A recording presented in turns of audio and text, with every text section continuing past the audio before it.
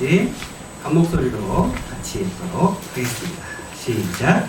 그가 고난 받으신 후에 또한 그들에게 확실한 많은 증거로 친히 살아계심을 나타내사 40일 동안 그들에게 보이시며 하나님 나라의 일을 말씀하시니라. 사도와 함께 모이사 그들에게 공모하여 이르시되 예루살렘을 떠나지 말고 내게서 들마 아버지께서 약속하신 것을 기다리라. 요한은 물로 세례를 베풀었으나 너희는 몇 날이 못 되어 성령으로 세례를 받으리라 하셨느니라. 아멘. 여러분, 세계에서 가장 최대 강국이 어느 나라입니까 지금? 어느 나라라고 생각하세요? 이스라엘이 세계 최대 강국이라고 생각하십니까? 미국. 미국. 네. 이스라엘이 나올 줄은 생각을 또 못했는데. 보통 미국이라고 많이 생각하시죠. 그리고 이제 공산권이 다 붕괴가 되면서 힘이 많이 약해지긴 했지만 러시아나 중국이 또 이렇게 세계의 강대국으로 있습니다. 경제력으로 따지면 다른 나라들이 중간들에 더 있긴 하지만 군사력이나 기타 이런 것들을 고려하면 사람들이 주로 그렇게 많이 생각하는 것 같아요. 우리나라는 어떻습니까? 우리나라는 세계 어떻게 강대국 안에 좀 들어갑니까? 안 들어갑니까? 우리나라 그 경제 규모는 이번 주에 발표했는데 세계 12위더라고요. 세계 12위 경제 규모를 가지고 있고, 또 우리나라 그 1인당 국민 소득이 3만 불이 넘어서 3만 불이 이제 선진국의 소득에 들어간다 안 들어간다 이제 사람들이 의견이 분분하긴 하지만 단순히 3만 불 1인당 평균 소득이 3만 불이라고 해서 선진국이다 아니다 논할 수 있는 건 아니지만 어쨌든 그렇게 대략적으로 사람들이 많이 얘기를 하고 있기 때문에 우리나라도 이렇게 세계의 리더십 국가에 속하는 나라가 되어 가고 있습니다. 어떤 나라가 가장 힘이 있는 나라냐, 돈이 많은 나라냐, 군사력이 강한 나라냐, 아니면은 문화가 앞선 나라냐, 생각하기에 따라서 인구 머릿수가 가장 많은 나라가 선진국일 수도 있고, 인도 같은 나라가요, 또 경제 규모는 우리나라보다 훨씬 더 큽니다. 인도가 못 산다고 생각하시는 분들이 많이 있겠지만 워낙 인구가 많다 보니까 합치면 하여튼 우리나라보다 경제 규모는 더 큽니다. 그런 나라들이 많이 있는데 이 중요한 건 뭐냐면 시간이 지나가면 이 나라들이 조금씩 패권이 옮겨간다는 거예요. 어떤 때는 이 나라가 가장 강한 나라였다가 좀 시간이 지나가면 저 다른 나라였다가 이렇게 된다는 거죠. 패권의 비밀이라는 책이 있습니다. 김태효 교수와 김대중 교수 이 두 사람이 함께 쓴 책인데 이 패권의 비밀이라는 책에 보면 이런 설명이 나옵니다. 16세기에는 스페인이, 17세기에는 네덜란드가, 18세기에는 영국이, 19세기에는 미국이 전 세계 패권을 가지고 있었다. 스페인이라는 나라는 농업으로서 전 세계에 굉장히 큰 영향력을 미치고 대항해 시대에 접어들게 되면서 유럽에 있는 모든 농산물과 이런 유통이나 이런 것들을 스페인이 장악을 하면서 전 세계 패권을 쥐게 됩니다.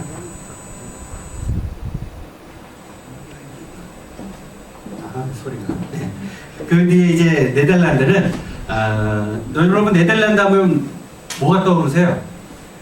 풍차, 튜올립, 농업 이렇게 떠오르겠지만 사실 유럽에서 네덜란드는 전 세계에서 이 상인들이 가장 많은 나라입니다. 그래서 굉장히 무역을 많이 하는 나라이기 때문에 17세기에는 이제 네덜란드가 무역으로서 전 세계에 패권을 쥐게 되고 18세기 영국의 산업혁명이 일어나면서 영국이 이제 전 세계에 패권을 쥐게 되고 그러다가 이제 19세기에 들어오면서 과학기술과 대기업을 앞세운 미국이 이제 전 세계에 패권을 쥐고 여태까지 냉전 시대를 지나고 나서도 여전히 미국이 패권을 쥐고 있죠.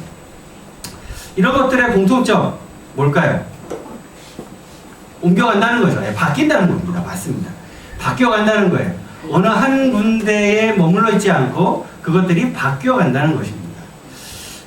가정에서 주도권을 처음에 누가 쥐고 있어요? 처음에 남편. 아빠가 가지고 있습니까? 엄마가 가지고 있습니까? 아빠가 가지고 있어요? 엄마가 가지고 있어요? 아빠가. 아빠들 얘기를 들어봐야 되는데. 그 집집마다 다르죠. 근데 또 이게 처음에는 아빠가 쥐는 것 같기도 한데 혹은 엄마가 쥐는 것 같기도 한데 시간이 지나가면 어떻게 돼요? 이거 바뀌어요. 시간이 지나가면 좀 바뀌어가지고. 임장로님 댁은 요즘에 패권이 어떻게 해? 다 뺏겼습니까? 아니라는데. 이게 의견이 서로 다를 수 있습니다. 나는 버리고 이건 다 씁니다. 돈 쓰는 사람이 패권을 쥐고 있는 거니까. 뭐 하여튼 패권은 움직이는 겁니다. 그러다 지금 시간이 지나면 어떻게 돼요? 자녀들한테 이제 넘겨가게 되죠. 그래서 이제 부모님이 연세가 좀 들어가시면 연세 드신 분들 저기 고집 부리지 마시고 자녀들 이야기를 잘 들어주십시오. 근데 자녀들한테 자녀들 말 안 들으면 본인 손해입니다. 나중에는. 어쨌든 이게 패권이 움직여가는 거죠. 권력은 움직이는 겁니다. 니네는 아직 멀었고 니네가 이 권력을 쥐려면 알았어. 앞으로 한 3, 40년이 있어야 돼. 그러니까 벌써부터 엄마 아빠한테 권력을 뺏어오려고 그러면 안 돼. 자, 어쨌든 이렇게 나라의 권력이 움직이는 것처럼 또 가정에서도 권력도 움직이고 이렇게 다 움직이게 되죠. 근데 하나님의 나라는 어떨까요? 하나님의 나라는 권력이 어떻게 되어 갑니까? 전 세계에 그 복음이 어떻게 확장되어 가는지에 대한 이 영상이 하나 있어요. 한번 보실까요? 자, 하얀색은 기독교 복음화가 전해지는 과정입니다. 이게 유럽이고 빨간색은 로마 제국이에요. 로마 제국이 점점점 어떻게 돼요? 힘이 약해져 가고 있죠. 색깔이 약해져 가고 있죠. 그러면서 하얀색이 뭐예요? 복음이 전달되어지는 과정입니다. 그래서 유럽과 소아시아를 거쳐서 저렇게 이제 아프리카 쪽으로도 복음이 전달되고 유럽을 지나서 중앙아시아 쪽으로 저렇게 복음이 전해지게 됩니다. 그러면서 이제 나중에 어디가 나타나요? 이슬람이 나타나면서 유럽을 이슬람이 저렇게 지금 많이 지배를 하고 있고 기독교가 박해를 받고 그러면서 사라졌다가 다시 이렇게 쭉 전해져서 아시아 쪽으로 이렇게 쭉 전해지게 됩니다. 그랬던 복음들이 이제 있다가 이제 몽골리안들이 유럽을 지배하게 되고 그 세력들이 또 사라지게 되고 AD 1400년경이 지나가게 되면은 기독교 세력도 저렇게 급속도로 줄어들게 되면서 이슬람 문화가 전 세계에 유럽을 저렇게 점령했다가 1600년, 1700년을 지나가면서 열심히 선교사님들이 복음을 전하면서 그렇게 되게 됩니다. 그래서 이제 북미와 남미 쪽에 복음이 전해지게 되죠. 물론 그 다음에 이제 빨간색은 지금 공산주의입니다. 공산주의가 확 나타났다가 사라지고 지금은 중국과 일부만 저렇게 남아있는 모습을 볼 수가 있죠. 물론 이 하얀색은 구교, 그러니까 천주교와 우리 개신교, 기독교가 함께 이제 같이 해서 하얀색으로 표시가 되고 있습니다. 저것들을 보면서 느끼는 건 뭐냐면, 저 복음의 확산 지도를 보면서 느끼는 건 뭐냐면, 정말 이스라엘의 중동의 아주 작은 한 민족에게서 시작한 이 복음이 이 전 세계에 어떻게 쭉 전달되어 가고 있고, 또 시간이 지나가면 지나갈수록 다른 나라들은 나타났다 사라지기도 했지만 이 복음이 전해져 가는 것들은 사라지지 아니하고 계속해서 이렇게 복음이 전달되어 가는 그런 과정들을 볼 수가 있습니다. 하나님의 나라는 참 처음에는 미약했죠. 근데 시간이 지나가면 지나갈수록 이 하나님의 나라는 전 세계에 걸쳐서 국경과 민족을 초월해서 복음이 전해져 가는 것들을 볼 수가 있는데, 지금 이 국경과 민족을 초월해서 가장 크게 하나님 나라를 형성하고 있는 것이 바로 우리 기독교입니다. 이렇게 기독교가 전 세계에 복음이 전해질 거라고 제자들은 생각했을까요? 못했을까요? 예수님의 제자들은 생각했을까요? 못했을까요? 못했습니다. 예수님이 부활하시고 난 다음에 아까 우리가 읽었던 사도행전 1장 3절에서 5절 사이에 있는 이 3절 말씀에 보면 예수님께서 40일 동안 부활하신 후에 40일 동안 제자들과 함께 하시면서 그들에게 40일 동안 가르치신 내용이 있어요. 뭘 가르치셨어요? 하나님 나라의 일에 대해서 40일 동안 제자들에게 가르치셨습니다. 예수님이 제자들과 함께 3년이 넘는 기간 동안 계속해서 제자들과 함께 계시면서 하나님 나라의 일을 말씀하시고 복음을 전하시고, 그렇게 하셨음에도 불구하고 제자들이 깨닫지 못하고 예수님이 십자가에 달려 돌아가실 때 어떻게 하셨어요? 다 도망가 버렸잖아요.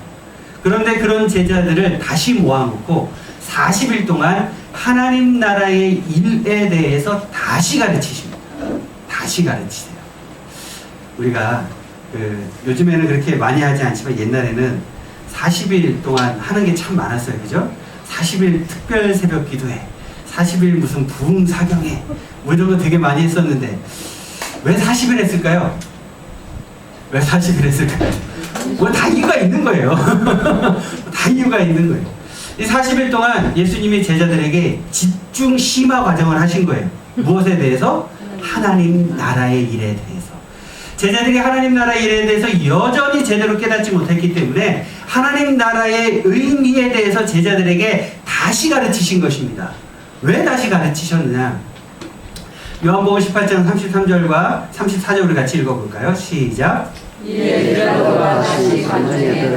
예수를 불러 이르되 내가 유대인의 왕이냐? 예수께서 대답하시되 이는 내가 스스로 하는 말이냐? 다른 사람들이 나에 대하여 내게 한 말이냐? 자, 이게 무슨 이야기냐면 예수님이 유대인들의 고발을 통해서 로마에게 잡혀가죠. 빌라도에게 잡혀갑니다. 근데 그 잡혀가게 될 때 유대인들이 예수님을 고소한 그 죄목이 뭐였냐면, 첫 번째가 뭐냐면 예수라는 사람이 나타나서 로마에 세금을 내지 말라고 한다. 세금을 낸다는 뜻은 뭐예요? 통치권을 인정하는 거거든요. 첫 번째, 세금을 내지 말라고 한다. 두 번째 뭐냐면, 그리고 세금을 내지 말라고 하면서 자기가 왕이라고 주장한다. 세 번째가 뭐냐면 예수님이 사람들을 선동해서 쿠데타를 일으켜서 로마의 체제를 전복시키고 자기가 왕이 되려고 한다. 이렇게 주장을 하는 거예요. 제가 세 가지 제목으로 예수님을 고발을 했어요. 그러니까 그 고발을 받은 빌라도가 잡혀온 예수님에게 물어보는 질문이 뭐냐면 이렇게 물어보는 거예요. 네가 유대인의 왕이냐? 네가 유대인의 왕이라고 주장하는 예수라는 사람이냐? 이거를 물어보는 겁니다. 그러니까 예수님이 뭐라고 대답하세요? 네가 유대인의 왕이라고 물어보는 그 말이 네 스스로 하는 말이냐? 아니면 다른 사람들이 너한테 한 말이냐? 이걸 물어보는 겁니다. 그 이야기는 무슨 뜻이냐면, 이 빌라도는 그 로마의 그 식민 지배를 받는 나라들의 파견된 총독이잖아요. 그러니까 그곳에서는 로마의 황제와 같은 권위를 갖는 거예요. 그러니까 그곳에 있는 빌라도에게 예수님이 야, 네가 보기에 내가 너한테 왕이라고 한 번이라도 주장한 적이 있느냐? 다시 반문을 하는 거죠. 아니면 다른 사람들이 나를 모함하기 위해 너한테 한 말이냐? 이걸 다시 묻는 겁니다. 이런 이야기들을 이제 그 빌라도와 예수님이 쭉 이야기를 나누시면서 예수님이 하시려는 말씀을 이제 36절에 이제 예수님이 아주 자세하게 하십니다. 우리 같이 36절 같이 읽어보겠습니다. 시작.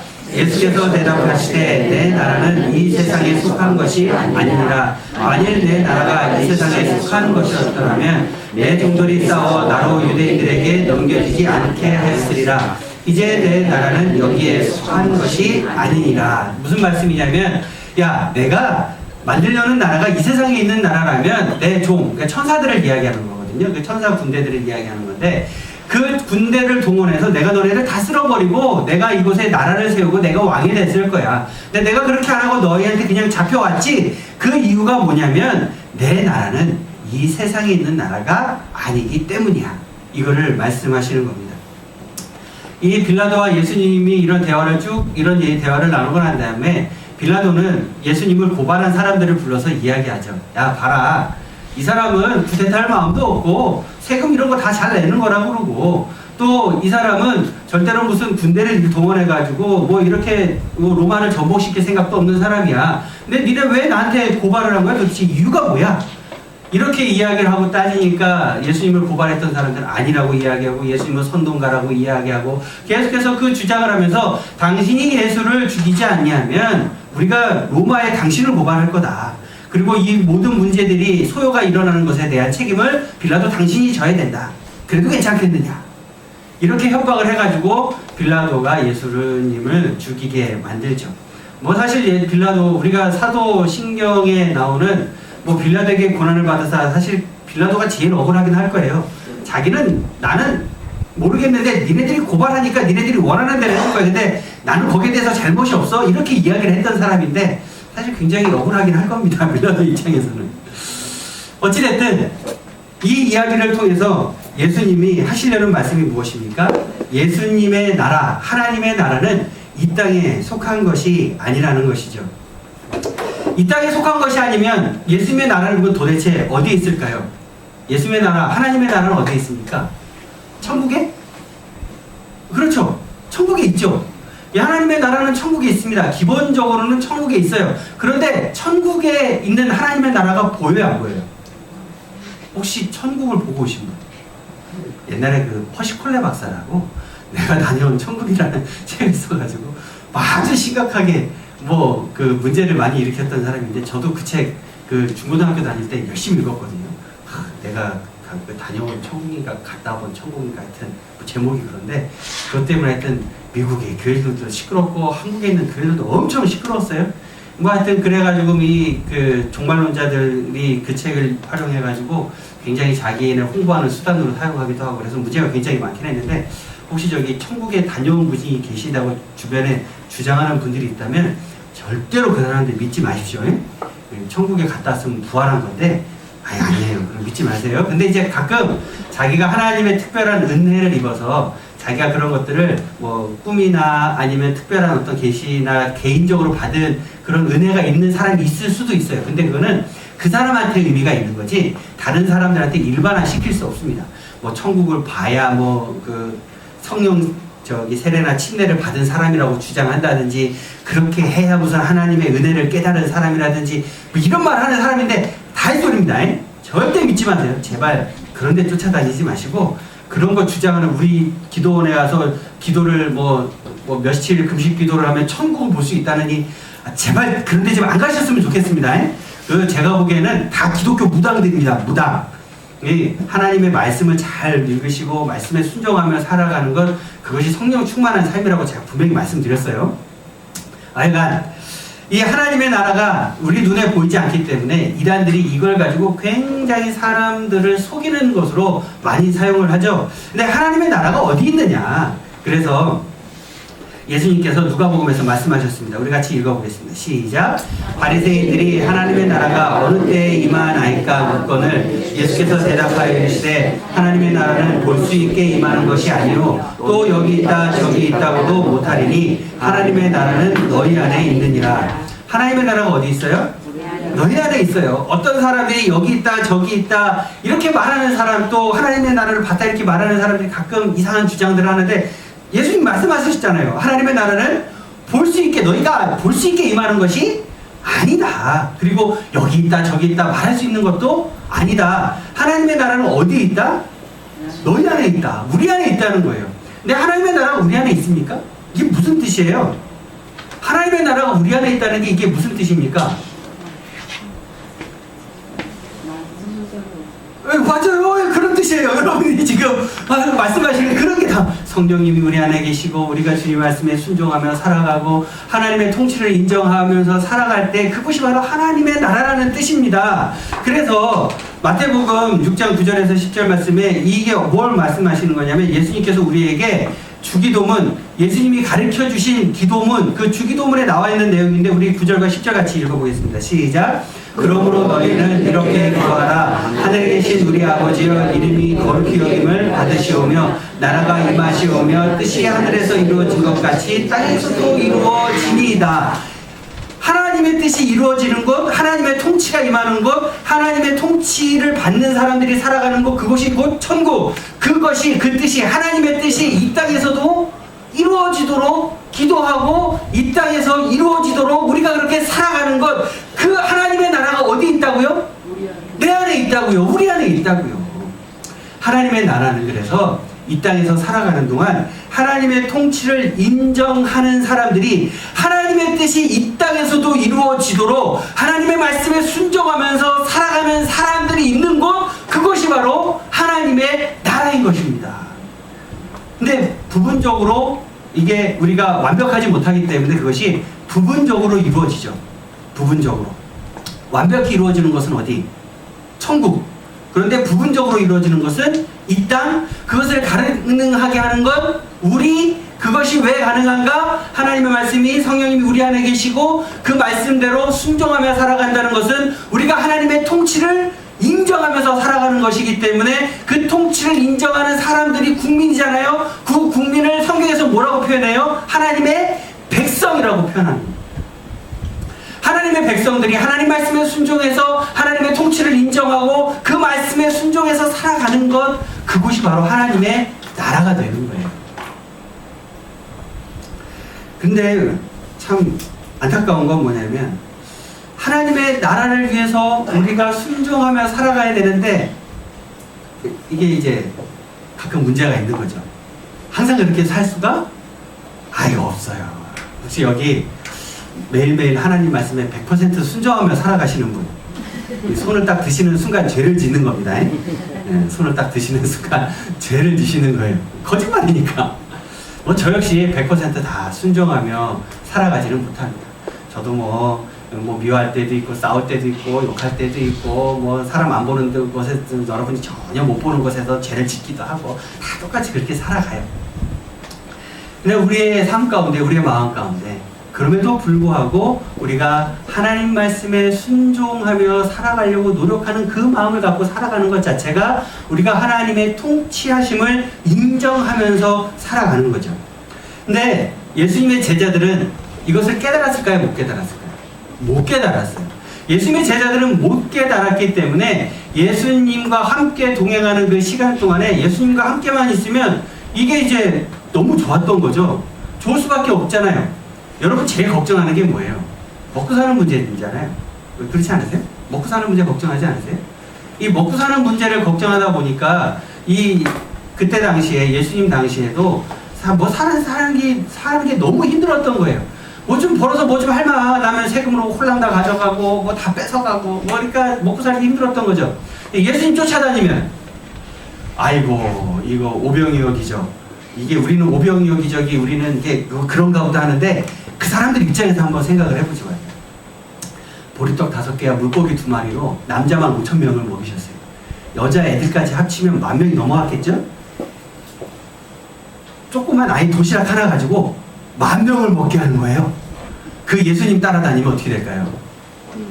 굶어 죽을 걱정이 없어요. 일용할 양식 걱정이 없는 거죠. 병에 걸리면 어떻게 해야 돼요? 돈이 많이 들어요. 병에 걸리면 돈이 많이 들어요. 의사 찾아가서 수치료 받고 약 먹으려면 돈이 얼마나 많이 들어요. 예수님 따라다니면 예수님 말 한마디로 다 고쳐버리네? 의사가 필요가 없어요. 이야, 더 좋은 거는요, 죽으면 살려주세요. 이렇게 놀라운 일이 왜 이스라엘 사람들이 로마의 통치에 굴복할 수밖에 없어요? 로마 군인들이 세계 최강 대국이었어. 그때 로마가 전 세계에서 가장 강력한 군대를 가지고 있었다고요. 지금 미국처럼. 그 로마 군인들과 싸우면 어떻게 돼요? 죽을 거 아니에요. 그러니까 로마 군인들하고 싸울 수 있어요, 없어요? 못 싸워요. 근데 예수님과 함께 가시면, 예수님과 함께 가면 죽어도 걱정이 없어요. 막 전쟁하다 칼 맞고 팍 죽으면 예수님께서 살아나라! 이러면 다 살아나는 거예요. 이야! 예수님만 따라다니면 걱정이 없고, 먹는 거 해결되죠? 아파도 걱정이 없죠? 심지어 죽어도 살아나죠? 그러니까 예수님을 왕으로 추대하면 어떻게 돼요? 예수님이 이스라엘의 왕이 되는 순간 로마를 정복하는 것뿐만 아니라 전 세계의 정복. 요즘 그 중고등학생 애들도 장래 희망이 뭐냐 이렇게 써내라 그러면 세계 정복 뭐 이렇게 써낸다 그러는데 세계 정복 아주 쉽고 간단합니다. 아주 쉽고 간단한 거죠. 예수님의 제자들도 그렇게 한 거예요. 그래서 예수님께서 뭐 말씀하실 때 제자들의 머릿속에는 항상 뭐가 있었어요? 예수님이 왕이 되시면 나는 우편에, 너는 좌편에, 너는 그 다음에, 이게 정의정, 그러니까 우의정, 좌의정 자기들이 하겠다는 거예요. 그런 생각을 가지고 예수님을 쫓아다녔는데 그 예수님이 어떻게 되셨어요? 십자가에 달려 돌아가셨어요. 예수님의 죽음을 딱 목격하는 순간 제자들의 머릿속에 가지고 있었던 하나님 나라에 대한 개념이 이제는 다 무너지는 거예요. 왜? 예수님이 왕이 되고 또 하나님을 또 하나님으로 섬기면서 이제 전 세계 제패를 해야 되는데 제자들 머릿속에 또 예수님을 따르던 그 무리들, 예수님이 뭐 12명만 데리고 다니신 게 아니거든요. 성경에 보면 예수님의 제자들이 12명만 있었던 것이 아니라 뭐 700문도, 500문도, 300문도 이런 표현들이 나오거든요. 이게 뭐냐면 다 예수님을 따르던 수많은 무리들이 있었고 그 사람들은 뭘 준비했을까요? 로마와의 전쟁을 준비하는 거예요. 이 사람들은 계속해서. 예수님이 돌아가시는 그 순간 이 사람들이 다 뿔뿔이 흩어질 수밖에 없는 거예요. 왜? 이 정치적인 메시아를 고대했고 기대했던 그 사람들이 이제 예수님 따라다니면 세계 정복하고 자기들이 부자가 되고 자기들이 장관이 되고 자기들이 국무총리가 되고 될 거라고 생각했던 그런 사람들이 이제는 예수님이 십자가 달려 돌아가셨으니 그런 꿈이 다 깨져버린 거죠. 하나님 나라에 대한 생각이 예수님께서 그렇게 가르치셨음에도 불구하고 이 사람들의 머릿속에는 여전히 정치적인 메시아, 세상을 이렇게 정복해 로마를 무너뜨리고 세계를 정복해가는 그런 왕으로서의 메시아만 그들은 생각했었던 거죠. 그러니까 그들을 데려다 놓고 예수님, 부활하신 예수님께서 다시 짠 하고 나타나셔갖고 뭘 가르치신 거예요? 너희들이 생각하는 하나님의 나라, 그런 나라는 하나님의 나라가 아니야. 진짜 하나님의 나라는 복음이 전해지고 하나님의 말씀에 순종하는 사람들이 살아가는 거예요. 그래서 이것은 국경을 초월하고 민족을 초월해서 이렇게 복음이 전 세계로 확장되어가는 그 역할들을 너희들이 하게 될 거야. 하나님의 나라를 위해서 너희들이 무엇인가를 한다는 것은 로마를 무너뜨리고 새로운 나라를 세우는 것이 아니라 너희들이 이 로마를 뛰어넘어서 유럽을 뛰어넘어서 소아시아와 중앙아시아를 뛰어넘어서 전 세계에 하나님의 말씀이 전해지고 그들이 하나님 말씀에 순종하면서 살아가게 될 때 그들은 하나님의 통치를 인정하게 될 것이고 그것이 하나님의 나라가 될 거야. 그것을 40일 동안 집중 과정으로 제자들에게 가르치신 거예요. 그 말씀을 들은 제자들은 어떻게 됐을까요? 제자들은 하나님의 말씀을 듣고 복음을 전하는 사람들이 되었습니다. 그런데 그렇게 했음에도 불구하고 여전히 예수님의 제자들은 복음을 전하는 범위가 예루살렘과 온 유대까지였어요. 자기의 민족과 자기의 나라 정도까지. 이방인에게까지 복음을 전하기 시작을 한 건 바울에 와서야 바울이 이제 복음을 전하기 시작합니다. 이방 민족들에게. 참 예수님이 그렇게 말씀하셨는데도 참 변하기가 쉽지가 않은 것 같아요. 아니 예수님이 직접 가르치신 제자도 그 정도인데 우리가 안 변하는 건 당연한 거 아니겠습니까? 그렇잖아요. 예수님도 아니고 정철 목사가 복음을 전하고 가르치는데 우리가 여러분이 안 변하는 건 당연한 거니까 저는 상처 안 받으려. 쉽지가 않습니다. 저 자신조차도 변하는 게 쉽지가 않고 우리 자신이 변하는 게 쉽지가 않겠죠. 당연한 거니까 너무 거기에 대해서 죄책감을 갖지는 마세요. 하지만 우리 마음 가운데 하나님의 나라가 우리 안에 있다면 우리가 그것에 하나님 말씀에 순종하고 말씀대로 살아가려는 거룩한 부담과 노력은 늘 가지고 살아가야 하고 우리가 한 주에 한 가지씩이라도 그래도 변화되는 또한 말씀에 순종하는 삶을 살아가보자. 그래서 사도행전을 제가 시작했다고 말씀을 드렸잖아요. 여기 적어서 써놓으라 그랬는데 안 들어. 상처를 제가 안 받으려고. 제가 지난주에 성령이 임한 교회에서는 뭘 써야 되는지 빼먹었다고 그래서 제가 나중에 말씀드리긴 했는데 또 이제 가신 분들은 못 듣고 그래서 성령이 임한 교회에는 뭘 쓰는 거냐면요. 세 번째 주에 택함을 받은 교회에서 복음을 전할 사람들을 이렇게 우리가 마음 가운데 정하셨잖아요. 그 밑에는 그 사람을 위해서 내가 무엇을 할 건지 복음을 전하기 위해서 무엇을 할 건지를 적어서 붙여놓으라고 한 거예요. 적어서 붙여놓으세요. 그래서 제가 했는지 안 했는지 나중에 물어볼 거거든요. 안 붙여놓으면 왜 안 붙였는지를 물어볼 거예요. 하나님의 나라가 임하게 된다는 것. 이 땅에 하나님의 나라가 언제 처음 임했을까요? 이 땅에 하나님의 나라가 처음 임했을 때가 언제일까요? 네? 에덴 동산입니다. 에덴 동산. 자.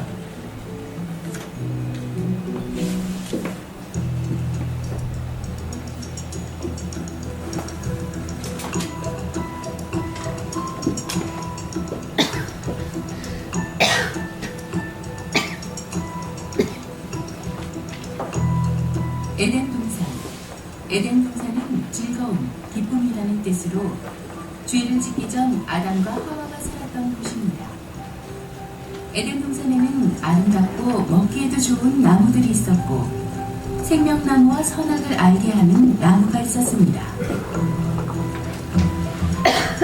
지금의 터키 동쪽 아라라산 근처에 반호수가 있는데 이 반호수가 있는 지역이 성경의 에덴 동산이었을 것으로 추정하고 있습니다.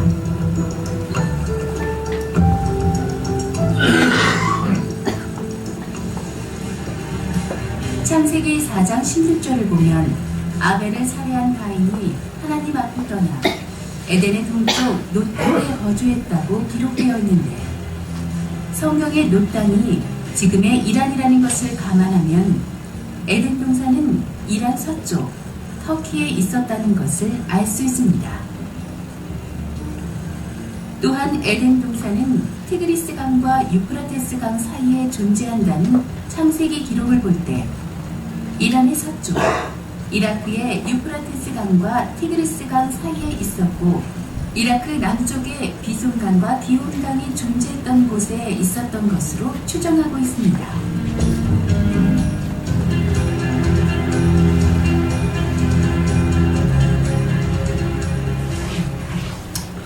에덴 동산의 위치에 대해서는 그렇게 중요한 문제는 아닙니다. 에덴 동산이 여기 있었다 저기 있었다 고고학자들마다 조금 의견이 분분하긴 하지만, 중요한 건 뭐냐면 에덴 동산이 분명히 있었고 그곳에서는 하나님의 통치가 이루어졌었다는 거죠. 그런데 하나님의 통치가 이루어지던 그 좋은 곳에서 거기만 있으면 먹을 거 해결되죠? 옷 안 사도 되잖아요. 엉뚱한 상상 하지 마시고 옷은 안 사도 되잖아요. 그리고 집 걱정도 없어요. 춥지도 않으니까 먹는 것도 걱정이 없고, 하나님이 주시는 은혜와 사랑과 이런 곳에서 하나님과 함께 동행하면서 얼마나 행복하게 살 수가 있었습니까? 그런데 왜 아담과 하와는 그곳에서 죄를 짓고 에덴 동산에서 쫓겨났을까요? 왜? 죄를 지었잖아요. 왜 죄를 지었냐고 도대체. 이유가 뭘까요? 성경에 그 이유를 이렇게 적고 있습니다. 우리 같이 읽어보겠습니다. 시작. 너희가 그것을 먹는 날에는 너희 눈이 밝아져 하나님과 같이 되어 선악을 알 줄 하나님이 아시니라. 자, 왜 선악과를 따먹었어요? 하나님처럼 되고 싶었다는 거죠. 하나님처럼 되고 싶었기 때문에 선악과를 따먹었어요. 우리가 살아가다 보면, 하나님의 통치 아래 걸 살아가다 보면 우리 마음 가운데 어떤 마음이 생기냐면 하나님이 귀찮아집니다. 우리가 하나님 말씀에 순종하며 살아가다 보면요, 하나님 말씀이 귀찮아져요. 여러분 안 그러세요? 하나님은 뭐 이렇게 하지 말라는 게 많아요. 또 뭐 이렇게 하라는 게 많아요. 하지 말라는 거 안 하고 하라는 거 하려고 살다 보니까 어떻게 해요? 세상 살기가 힘들어요.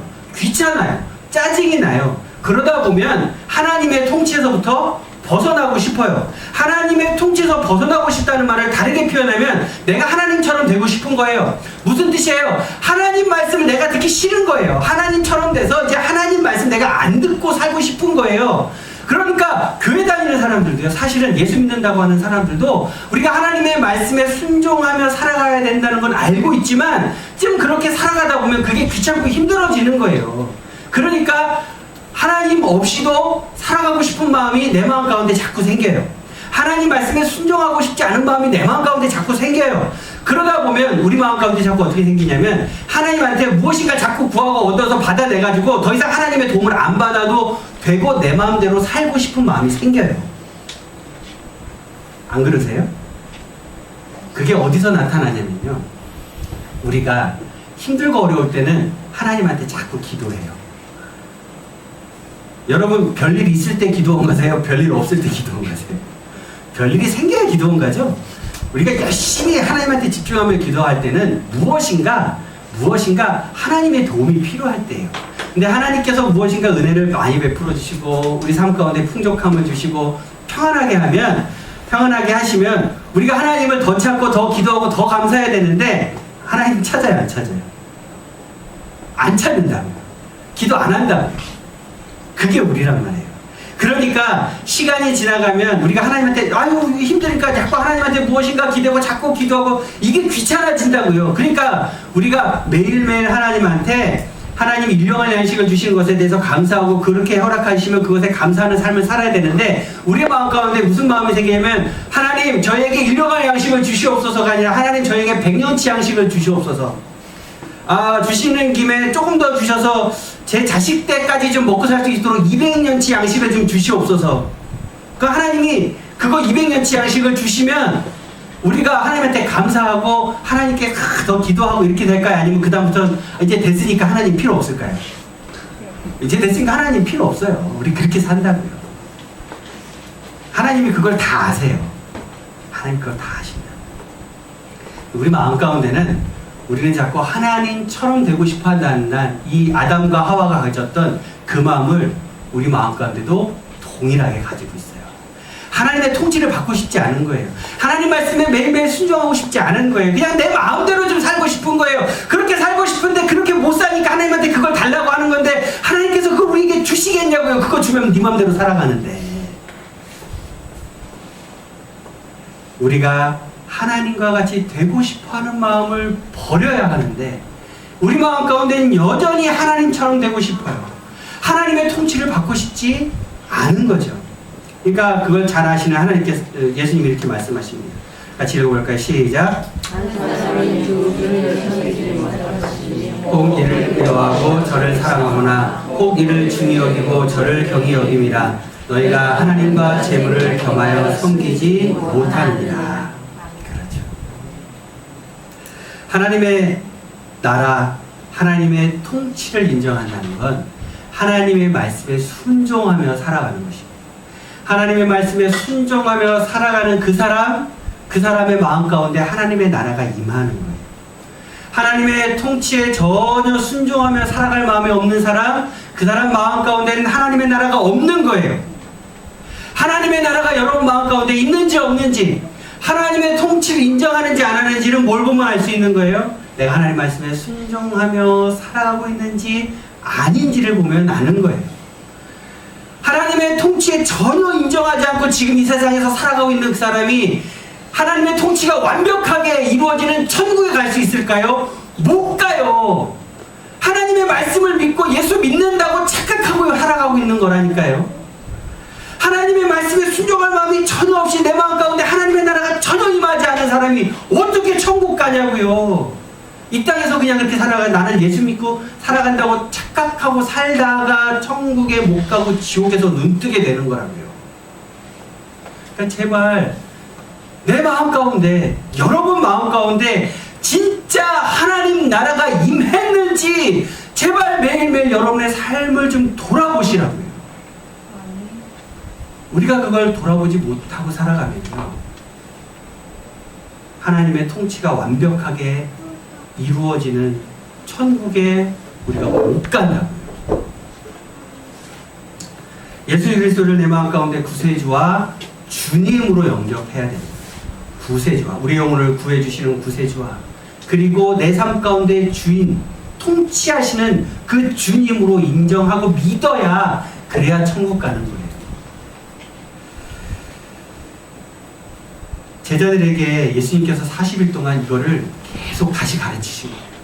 집중적으로 하나님 나라의 일에 대해서. 그리고 제자들은 이 40일 동안의 집중 과외를 받고 이제 드디어 제대로 된 하나님 나라가 그들의 마음 가운데 임하게 되고, 그리고 그들은 하나님 말씀에 순종해서 진짜로 나가서 복음을 전하는 하나님 나라를 확장해가는 사람들이 되게 됩니다. 주님의 말씀을 듣고 순종한 그 소수로 인해 하나님의 나라는 처음에 아주 작게 시작했지만 지금 이렇게 아주 창대한 나라가 되었습니다. 하나님은 하나님 말씀에 순종하는 소수를 사용하십니다. 그 소수를 통해서 처음에 미약했던 그 하나님의 나라가 이렇게 엄청나게 전 세계의 문화와 역사와 인류와 국경과 민족을 초월해서 가장 큰 나라가 되어 있습니다.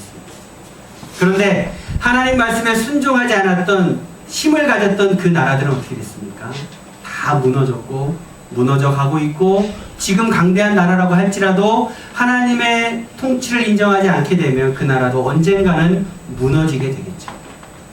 우리의 삶도 역시 마찬가지입니다. 여러분의 삶이, 여러분의 가정이, 여러분의 기업이 창대하기를 원하십니까? 하나님의 통치를 먼저 인정하십시오.